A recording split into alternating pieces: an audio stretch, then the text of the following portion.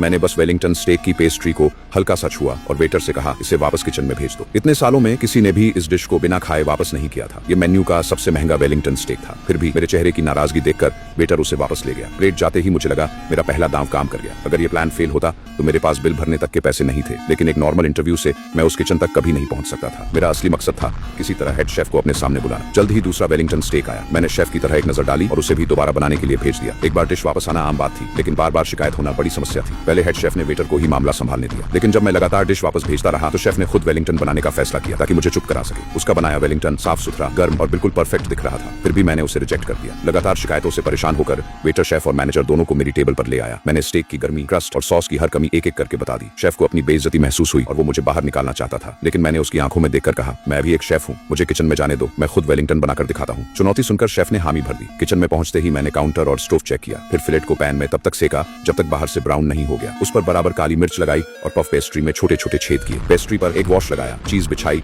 और स्टेक को उसके अंदर अच्छे से सील कर दिया। ऊपर हल्की पीली मस्टर्ड लगाई, कुछ कट लगाए और उसे गर्म ओवन में भेज दिया। अब बारी थी rich red wine butter sauce की। यही सबसे मुश्किल हिस्सा था, क्योंकि मैं अपनी स्वाद पहचानने की क्षमता खो चुका था। इसलिए मुझे सही मात्रा, टाइमिंग और सालों की ट्रेनिंग पर भरोसा करना पड़ा। मैंने 30 ग्राम चीनी, 6 ग्राम नमक, 6 ग्राम ताजी काली मिर्च, 50 मिलीलीटर रेड वाइन और बटर डाला। फिर इसे 10 मिनट तक धीमी आंच पर पकाया। कुछ देर बाद मेरा वेलिंगटन जज होने के लिए तैयार था, और अगर आपने पूरी कहानी ध्यान से देखी तो आपको पता भी नहीं चला कि इस ड्रामे के साथ आपको वेलिंगटन की पूरी रेसिपी भी मिल गई। डिश छकते ही शेफ के चेहरे का रंग उड़ गया। उसे अचानक अपनी नौकरी जाने का डर सताने लगा। तभी मैनेजर ने शेफ का कोट मेरे हाथ में थमा दिया और मुझे उस रेस्टोरेंट का नया हेड शेफ बना दिया।